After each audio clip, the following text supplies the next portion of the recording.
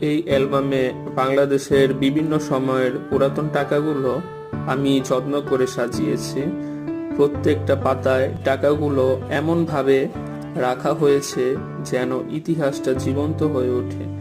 এক একটা নোট শুধু কাগজ নয়, এগুলো আমাদের দেশের সংস্কৃতি, ইতিহাস এবং স্মৃতির সাক্ষী। এই অ্যালবামে এমন কিছু টাকাও আছে যেগুলো আজ আর সহজে পাওয়া যায় না। চলুন আমি আপনাদের সংগ্রহটা দেখাই। ভিডিওটা যদি ভালো লাগে তাহলে লাইক আর শেয়ার করতে ভুলবেন না।